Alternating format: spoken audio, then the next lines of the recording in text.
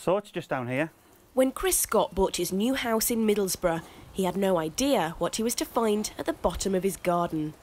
There was no mention at all during the sale or on any of the deeds or anything about the bunker, but when we moved in, the next door neighbours actually mentioned to us that there was a possibility of there being a bunker down below. We didn't really believe it, we just thought it was a little bit of hearsay and maybe a story that had got embellished over the years. But when Chris took a closer look at what he thought was an overgrown drain cover, it began to look like the rumours might be true.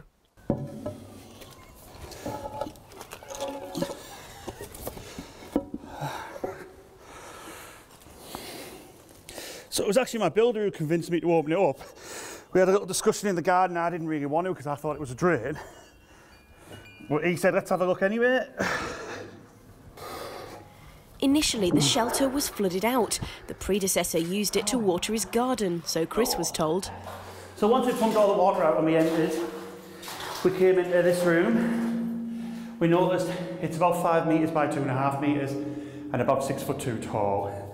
We found this table that's been submerged underwater for at least 40 years and it seemed to be in quite good condition.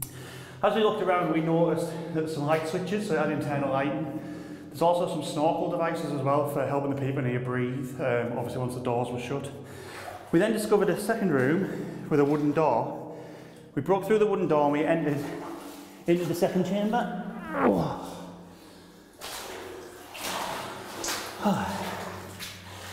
In here, we found again more light switches, distribution boards. We actually found a light bulb and its elements still intact. So there's a possibility that if you give that power, it would actually now light up, despite being underwater for so long.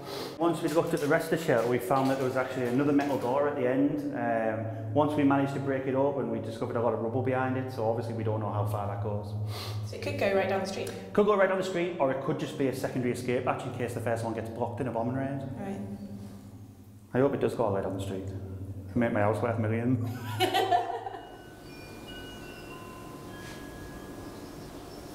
The wind chimes in the suburban garden above make for an eerie atmosphere down below. The shelter's true past is still a mystery. Some experts suggested this was a shelter for the whole street, where 50 or so residents could gather. But access would be difficult for children and the elderly, and the high quality of construction and gas seals on the doors suggest it may have been a government structure. Chris has been doing some research of his own.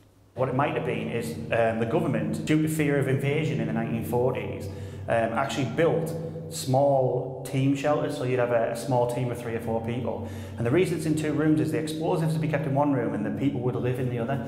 Then they would wait 2 or 3 weeks after the invasion, and then obviously they would come out using the explosives to attack strategic targets and to disrupt, obviously, the invaders. Quite interesting. Chris has no firm plans yet for his garden bunker, although he has been approached by a heavy metal rock band wanting to shoot a music video.